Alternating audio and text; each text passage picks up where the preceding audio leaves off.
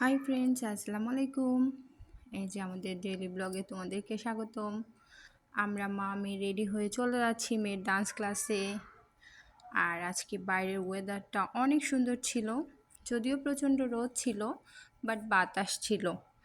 তো মেয়ের dance class আমার বাসা থেকে 5 মিনিটের দূরত্ব। আমরা মেয়ে গল্প করতে করতে চলে যাচ্ছি হেঁটে হেঁটে।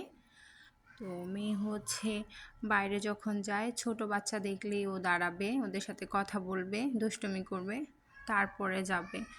তো হচ্ছে যে আমরা আস্তে আস্তে হেঁটে হেঁটে যাচ্ছি। আর মেয়ে এই শপটাতে হচ্ছে একটা টয়েস পছন্দ করেছিল গত ক্লাস থেকে আসার সময়। তো এটাই ডিমান্ড করতেছিল আমার কাছে। আমি না করছি দেখে সেই কি অভিমান।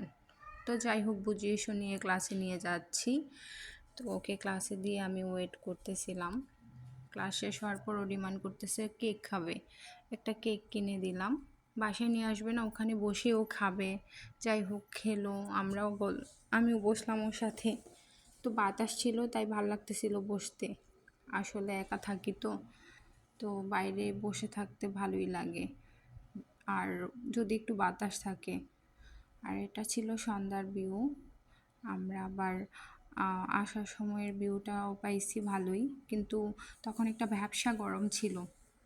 এই যে আবার মেয়ের অভিমান শুরু তার এই টয়েসের জন্য। তো যাই হোক, আমি কিনে দেইনি, অনেক অভিমান করছিল, বুঝিয়ে শুনিয়ে নিয়ে আসলাম। এই যে এটা হচ্ছে আমার বাসার সামনের ভিউটা, রাতের ভিউ। এই যে আমরা চলে আসলাম ফাইনালি। Thanks for watching.